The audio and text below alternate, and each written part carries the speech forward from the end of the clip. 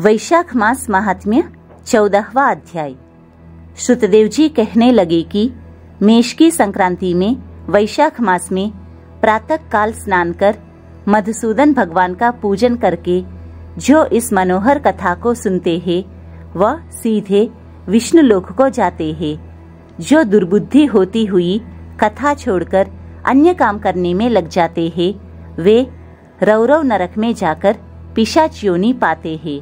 यहाँ पर हम एक प्राचीन इतिहास कहते हैं जो पाप दूर कर पवित्र करने वाला है। प्राचीन काल में गोदावरी के किनारे ब्रह्मेश्वर क्षेत्र में ब्रह्मनिष्ठ बड़े परमहंस दुर्वासा ऋषि के 2 शिष्य रहते थे। वे सदा उपनिषद शास्त्रों में निष्ठावान थे। उन्हें किसी से कुछ अपेक्षा नहीं थी। भीख मांगकर जो कुछ मिलता उसी को खाकर पर्वत की गुफा में रहते थे। ये दोनों तीनों लोक में सत्यनिष्ठ और तपोनिष्ठ नामों से विख्यात हुए।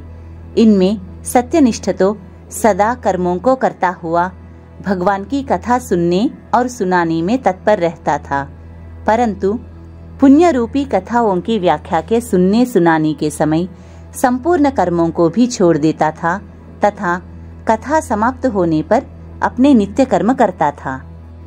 वह बिना कथा श्रवण किए अन्न ग्रहण नहीं करता था।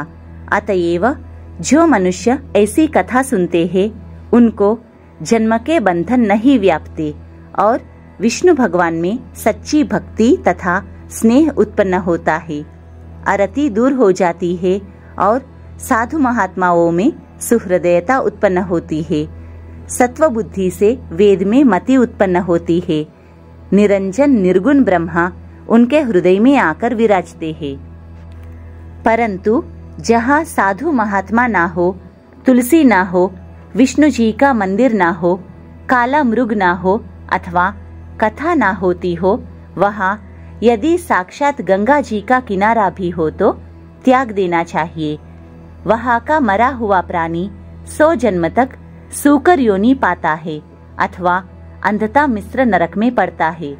ऐसा उपनिषद विचार कर वह मुनीश्वर सदा विष्णु की भक्ति और कथा श्रवण करने में तत्पर रहता था। मगर दूसरा जो तपोनिष्ठ था, ना तो जिह्वा से विष्णु कथा कहता था, ना कानों से सुनता था। तीर्थ स्नान करने जाता तो वहां पर होती हुई कथा भी तप में विघ्न न पड़ जाए इस डर से छोड़ देता था। श्रोता और वक्ता कोई भी उस कर्मनिष्ठ के निकट होकर गृह कार्य के लिए नहीं निकलता था। उस दुरात्मा ने दुर्बुद्धि से ऐसे ही समय बिताकर अपना शरीर छोड़ दिया।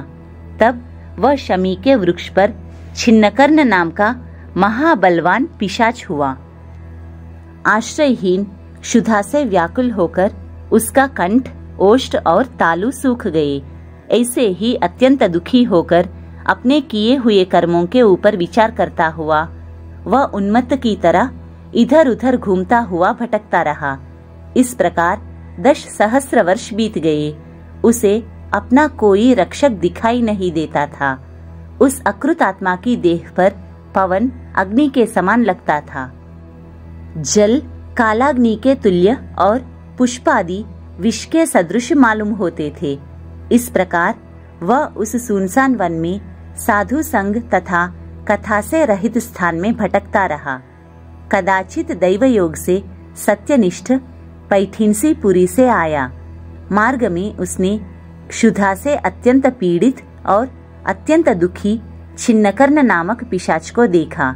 उसे देखकर मुनीश्वर कहने लगे, डर मत, तू कौन है? तेरी यह दशा कैसे हुई? अब से आगे तुझे दुख नहीं होगा।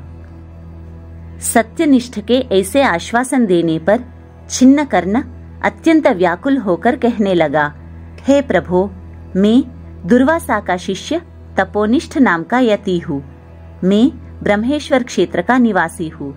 कर्मों के लोप हो जाने के भय से अपनी दुर्बुद्धि के कारण महात्माओं द्वारा कही हुई विष्णु कथा का आदर नहीं किया। उसी कर्म के घोर परिणाम से मेरी मृत्यु हुई और छिन्नकर्ण नामक पिशाच बनकर दुख से अत्यंत व्याकुल हुआ हूँ। आज मेरा भाग्य फिर गया। मेरे ऊपर सब देवता, गुरु तथा साधु संतुष्ट है। हरि भगवान मेरे ऊपर प्रसन्न है, जो आपके दर्शन हुए। इस प्रकार छिन्नकर्ण त्राहि त्राहि करता हुआ चरणों पर गिर पड़ा।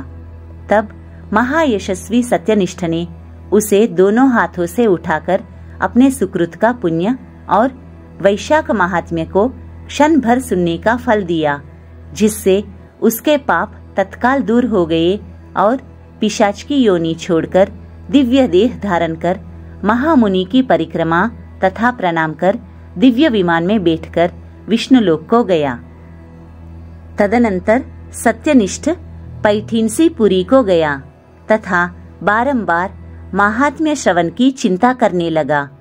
श्रुतदेव जी बोले, जहाँ शुभ फल देने वाली, सब लोगों के पाप दूर करने वाली विष्णु भगवान की कथा होती है, वहाँ सब तीर्थ और अनेक क्षेत्र आ जाते हैं तथा वहाँ के निवासियों को मुक्ति प्राप्त होती है, इसमें संदेह नहीं है।